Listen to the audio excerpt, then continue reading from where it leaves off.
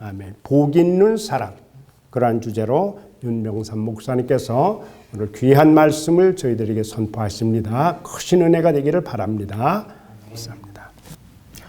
안녕하십니까. 오늘이 6월 마지막 주일입니다. 벌써 한 달이 지났습니다. 참으로 세월이 빠르고 날아가는 것 같습니다. 지난 한 달 무엇을 했는지 생각이 나지 않습니다.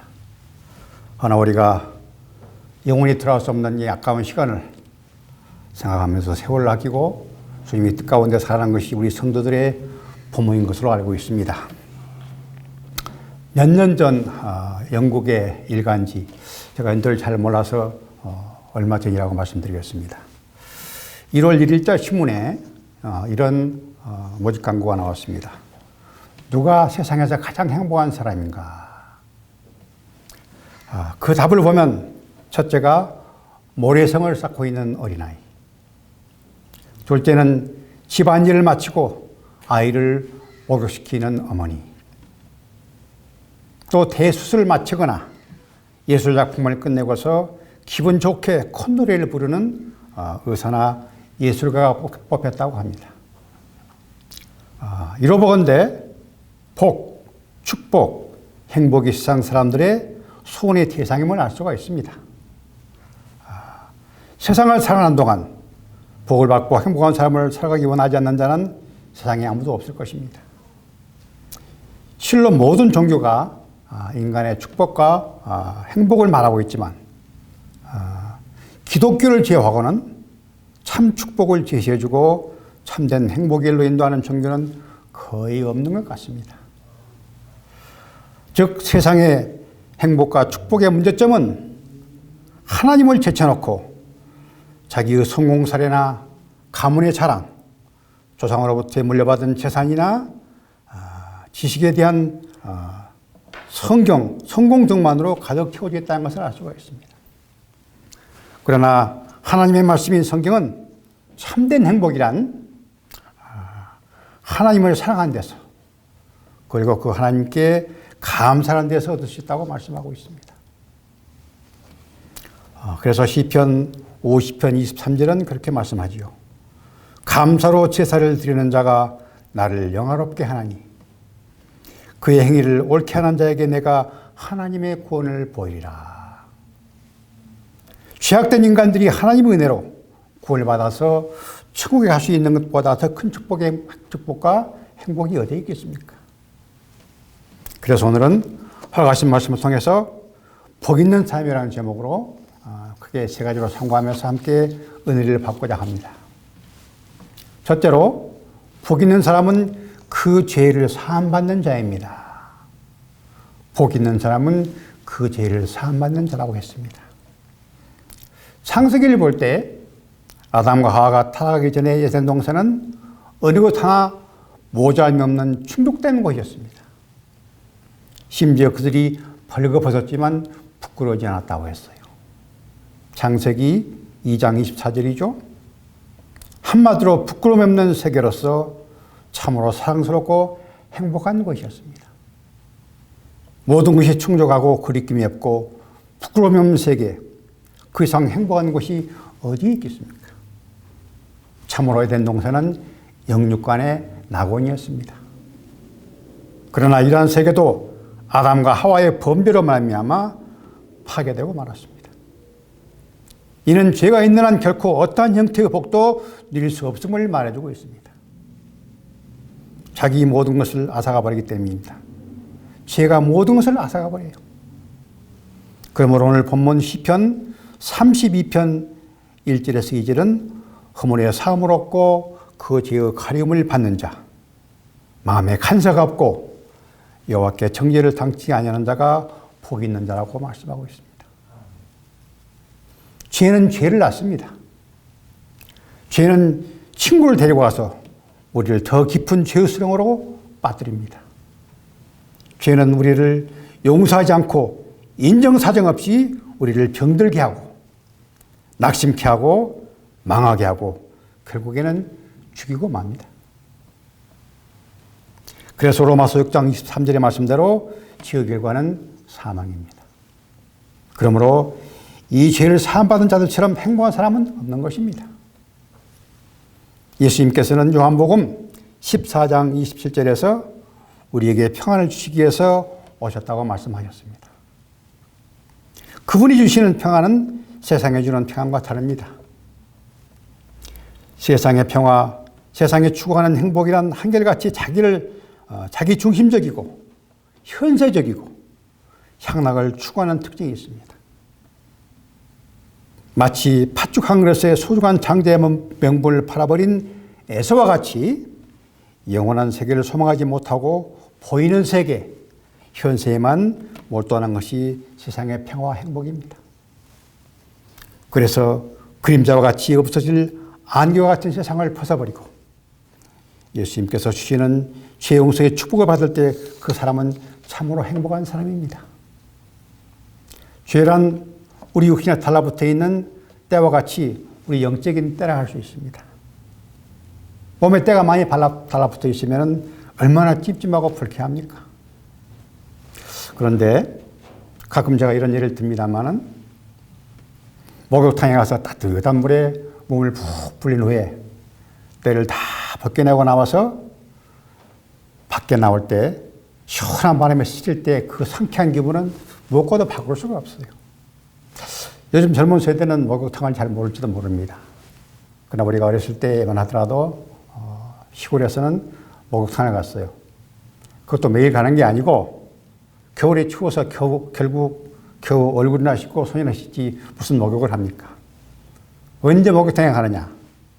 명절 전날 한번 때를 벗기고 강을 내놓으라고 목욕탕에 갔다가 시원히 벗기고 나와서 밤바람 쫙 쐴 때 그 기분은 무엇과 바꿀 수도 없어요. 바로 우리가 죄 없는 기분이 바로 그거예요. 예. 그래서 사도행전 3장 19절은 다음과 같이 말씀하고 있죠. 그러므로 너희가 회개하고 돌이켜 너희 죄 합sem을 받으라. 이같이 하면 유쾌하게 되는 날이 주 앞으로부터 이를 것이요. 예. 죄가 없으면 유쾌해집니다. 그것이 행복이죠. 예. 성도 여러분, 하나님의 은혜로 예수 그리스도의 보혈을 통하여 죄 사함을 받은 우리가 얼마나 복이 있고 행복한 자들입니까? 실로 우리는 너무나 엄청난 하나님의 사랑 가운데 살아가고 있으면서도 그것을 망각하고 살아가는 때가 많고 실로 그것이 복되고 행복한 삶이라는 것을 모르고 살아가고 있는 때가 많습니다. 바라기는 하나님의 가운데 죄 없이 살아갈 수 있는 우리가 참으로 복 있는 행복자라는 것을 아시고 그 나라 갈 때까지 죄와 싸우되 피 흘리기까지 싸워서 승리하심으로 늘 행복하고 복된 삶을 살아가는 여러분이 되시기 바랍니다. 아멘. 두 번째로는 하나님께서 주시는 축복은 소망이 있습니다. 예. 세상의 복이라고 하는 것은 자기 자신들만의 욕망을 충족시키고 남에게 대해서는 상관하지 않는 경향이 있습니다. 특히 우리나라 사람들은 복을 추구하기 때문에 이불이나 베개, 옷, 심지어 수저와 식기에까지 한자로 복자를 새겨놓고 복을 갈망합니다. 그러나 사람들이 바라는 대로 복이 온다면 얼마나 좋겠습니까? 우리 주변을 돌아볼 때 사람들이 복을 소망하지만 바라던 복은 오르지 않음을 알 수가 있습니다. 왜 그럴까요? 이는 축복의 근원이 되시는 하나님께 나오지 않고 하나님께서 주시는 복의 본질을 제대로 깨닫지 못하기 때문에 그렇습니다. 성경을 볼 때 기독교의 축복과는 하나님 중심적이고 교회 중심적이며 감사의 생활이 뒷받침하는 삶을 의미합니다. 살아계신 하나님의 말씀을 중심에 모시고 사는 것이야말로 참된 축복입니다. 그러므로 하나님이 빠지고 교회가 빠지고 감사가 없는 복은 소망할 가치가 없다고 생각됩니다. 반면에 하나님께 나오고 하나님 안에서 소망을 품는 자는 참된 축복을 받아 누릴 수가 있다는 것입니다.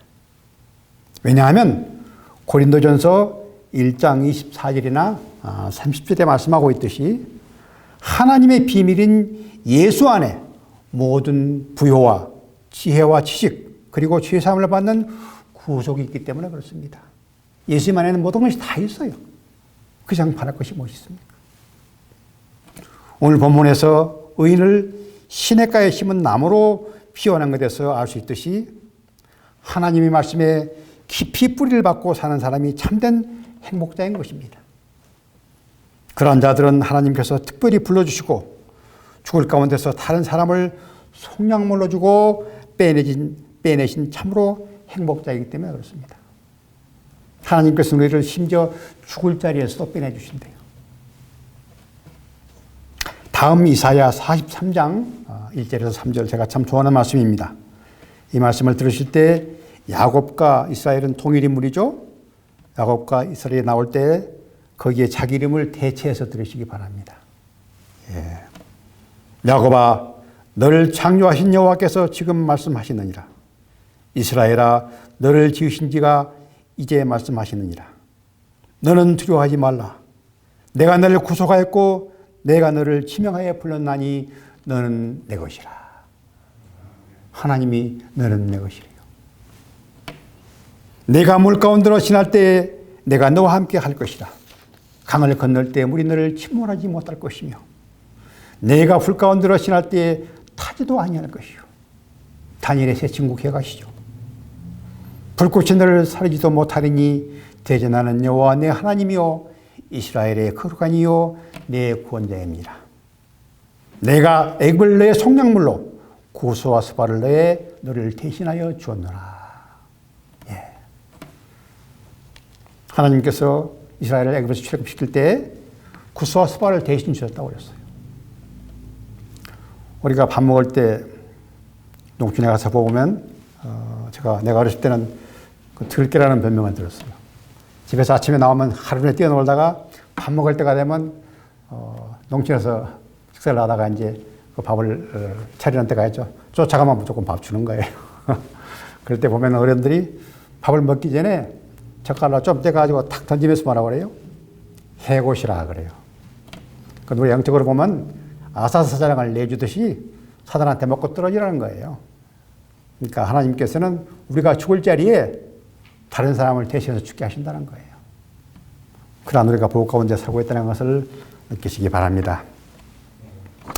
이처럼 전능하신 하나님께서 우리와 동행해 주시고 어떠한 어려움 가운데서도 건져주시며 심지어 죽을 자리에서도 우리를 대신해서 다른 사람을 죽게 하시는 하나님의 무한한 은혜와 사랑에 우리는 그저 감격, 감사하고 찬송을 올려드릴 뿐입니다. 또한 하나님은 우리를 눈동자같이 지켜주신다고 했어요. 눈동자. 시편 78편 8절이죠. 나를 눈동자같이 지키시고 죄의 난리의 그날에서 감추신다. 신명기 32장 10절입니다. 여호와께서 그를 황무지에서 짐승이 부르짖는 광야에서 만나시고 보호하시며 자기의 눈동자같이 지키셨도다. 눈동자가 뭐가 그렇게 중요하냐. 우리 눈동자를 한번 생각해 보세요. 눈동자 앞에서 먼지 하나만 왔다 갔다 해도 금방 이 눈동자에 싹 덮어서 보여주시잖아요. 그렇게 예배한 곳이 눈동자예요. 그처럼 하나님께서 우리를 지키신다는 거예요. 한순간도 잊지 않고 우리를 지켜주신다는 말씀이에요. 그래서 우리를 눈동자같이 지켜주신다는 말씀입니다. 그러니 우리가 얼마나 행복한 자예요? 네. 걱정할 거 없어요. 하나님과 동행하시면 아무 걱정할 필요도 없어요. 제가 한국의 대전에서 신앙생활할 때 일어난 일입니다만 하나의 감정이죠. 한 청년이 있었는데 택시 운전을 하는 사람이었어요. 믿음이 참 좋았어요. 근데 그 친구에 의하면은 가끔 대전 시내를 운전하고 다니다 보면 이 고가를 싹 넘어가지고 내려갈 때 내리바지가 있잖아요. 그때는 보통 악셀레터를 밟는데요. 차가 별로 없으면은. 근데 오늘 그날도 그 고비를 사고로 쳐서 탁 내려가려는데 저 앞에 차가 하나 보이더래요. 그래서 아무래도 기분이 이상하다는 생각이 들어서 머뭇하고 있었는데 평소 때 갔으면 악셀레터를 밟아가지고 쭉 내려가서 분명히 받았대요. 거리상으로 봐서. 근데 갑자기 어떤 차가 자기 앞으로 싹 끼어들더니 가서 쾅 받더래요.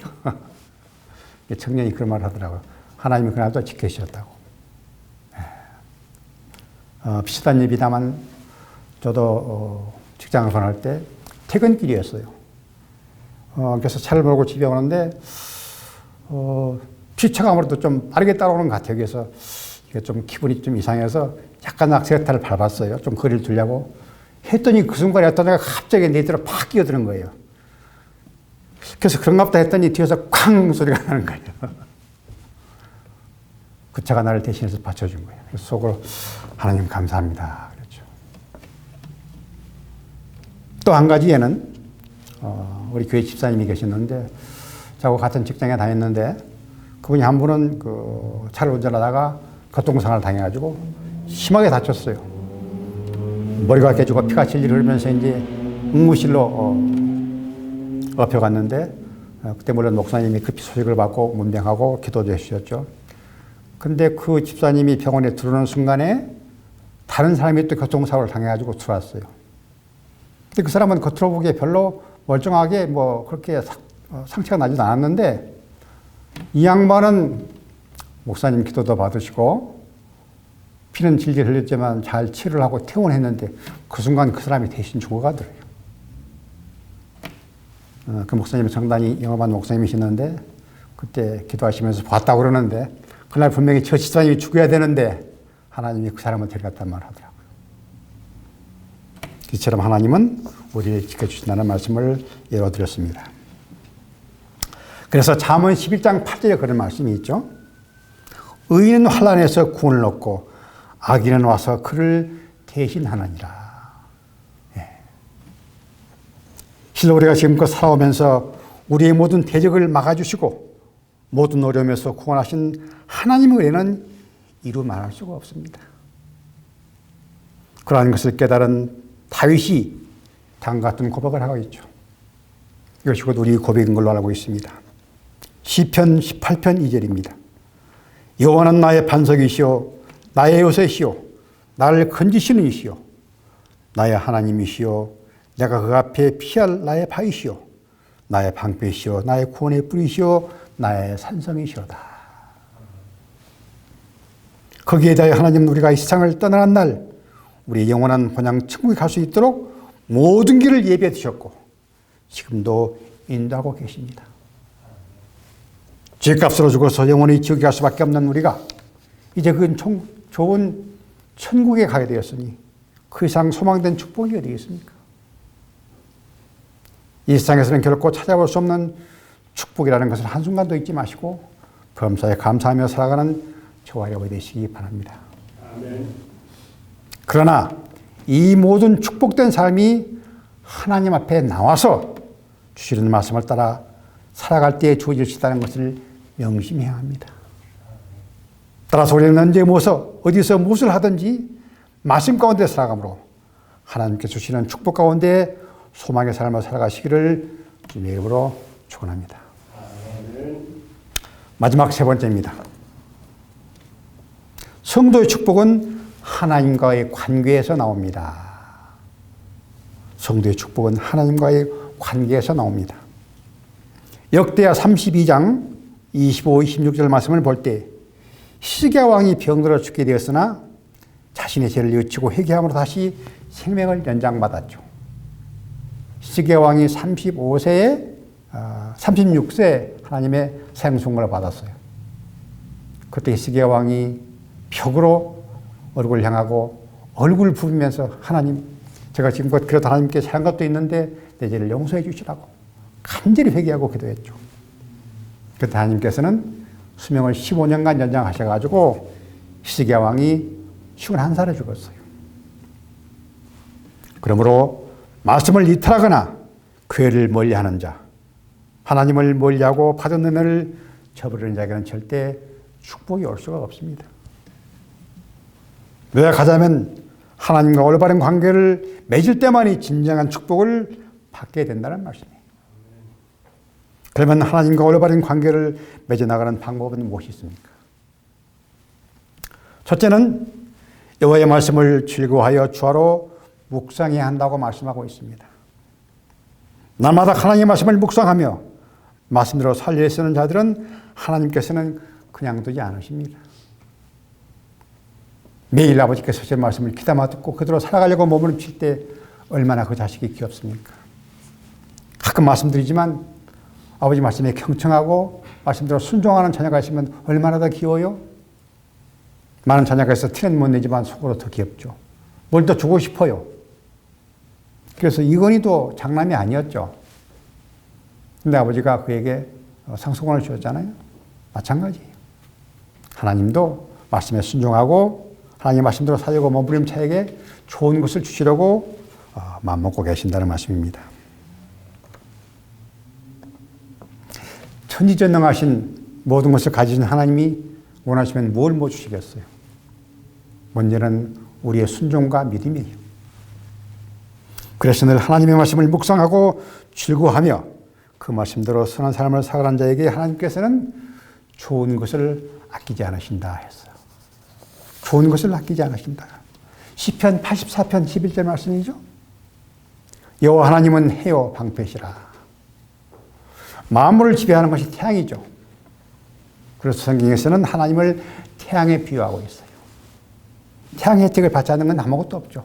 땅 속에서는 광벌도 마찬가지예요. 그래서 하나님은 해요 방패시라.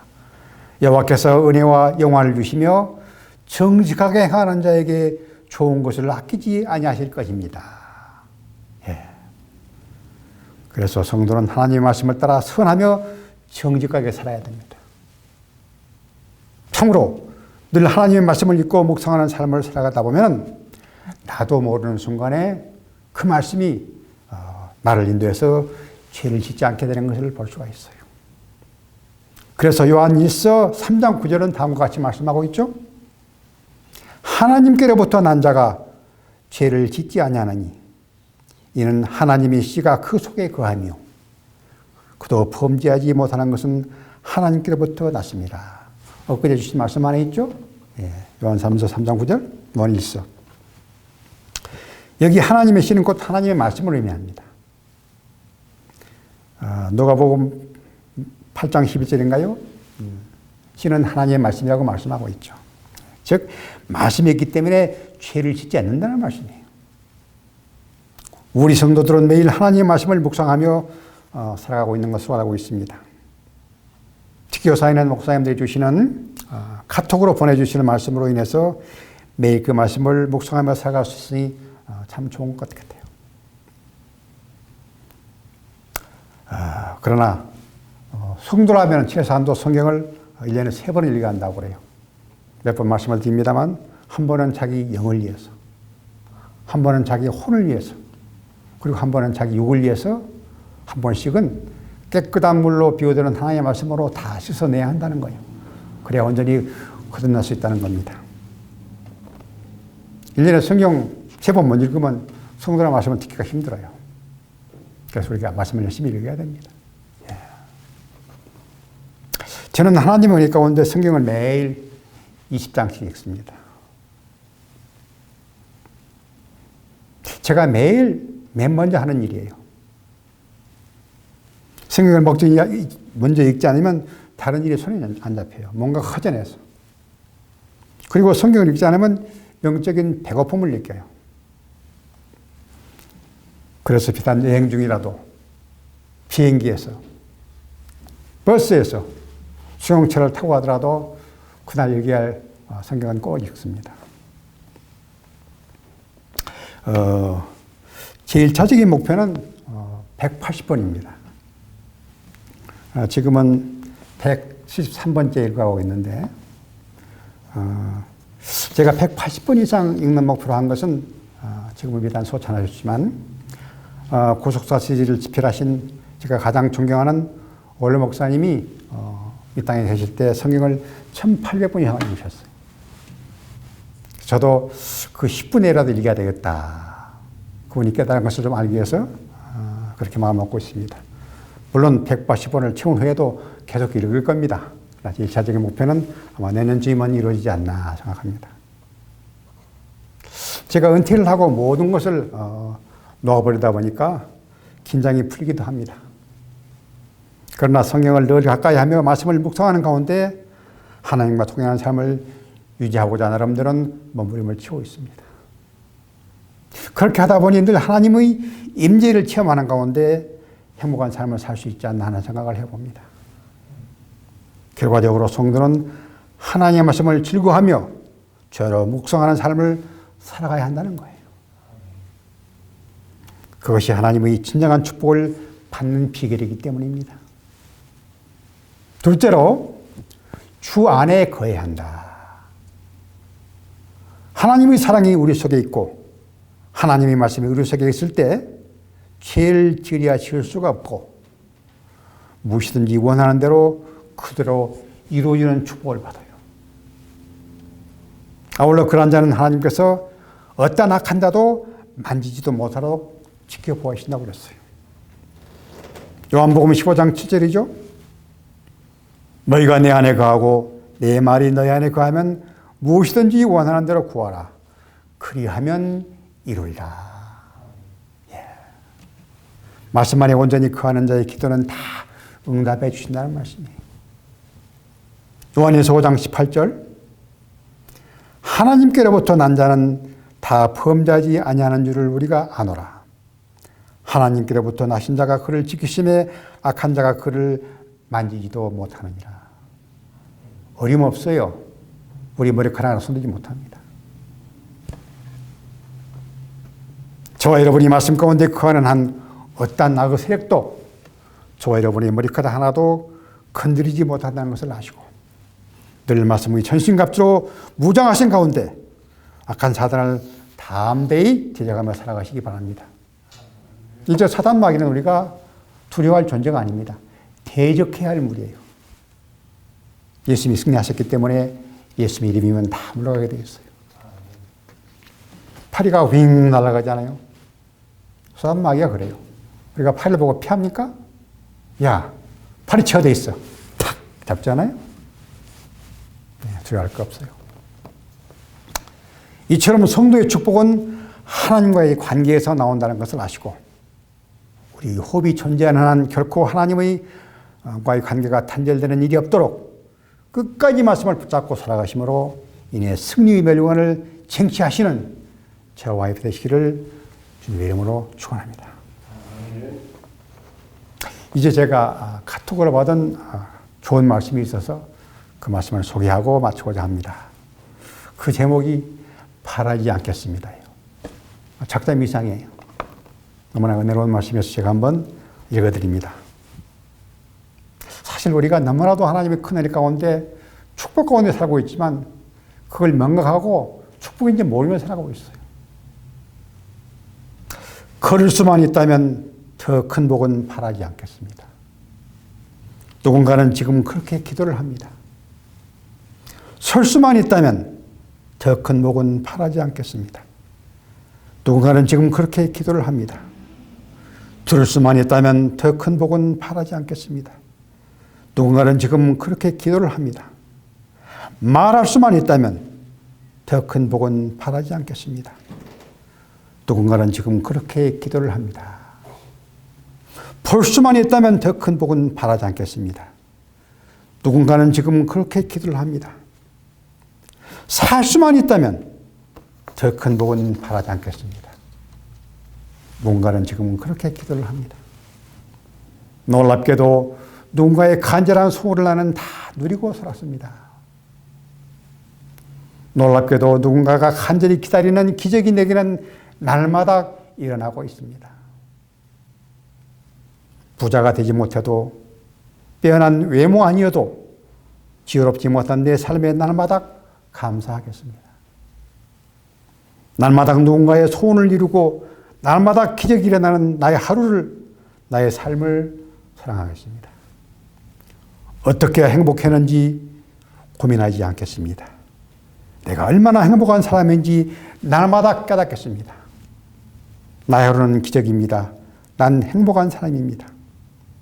마지막은 제가 더 한 말입니다. 이 모두가 하나님의 은혜입니다. 하나님 감사합니다. 사랑하는 성도 여러분, 오늘 하신 말씀을 통해서 복 있는 자가 누구인지를 세 가지로 나누어 상고하면서 은혜를 받았습니다. 첫째는 복 있는 사람은 그 죄를 사함받은 자라고 했어요. 그리고 하나님께서 주시는 축복은 소망이 있다고 했어요.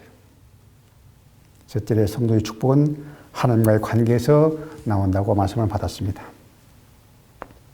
복 있는 사람은 죄인의 길에 서지 않고 악한 자의 꾀에 넘어가지 않고 오만한 자에 서지 않는다고 했습니다. 오늘 말씀을 통해서 우리의 모든 허물과 죄가 사함을 받고 하나님과의 올바른 관계를 통해 주시는 축복을 날마다 소망하시며 살아감으로 인해 승리하는 복된 성도들이 다 되시기를 주님의 이름으로 축원합니다. 아멘. 기도하십니다. 참 좋으신 우리 아버지 하나님, 은혜와 사랑을 진심으로 감사를 드립니다. 오늘도 저희들을 사랑하시되 이토록 사랑해 주시고 주를 성수하며 하나님의 생명의 말씀을 다시 한번 받아 육배에 새기며 말씀 가운데 살아가자 하는 신령한 결심을 하게 하시니 감사를 드립니다. 오늘은 복 있는 자가 누구인지를 하나님의 말씀을 통해서 깨달아 왔습니다. 복 있는 자는 하나님의 말씀을 늘 묵상하며 말씀 가운데 살아가며 하나님의 뜻을 이루고자 몸부림치며 범사에 감사하는 자라고 하였사오니 늘 저희들이 말씀을 떠나지 않고 물을 만난 고기처럼 늘 감사의 생활을 살아가는 복된 성도들이 될 수 있도록 축복하시고 인도하여 주옵소서. 고한대로 될 줄로 믿고 감사드리며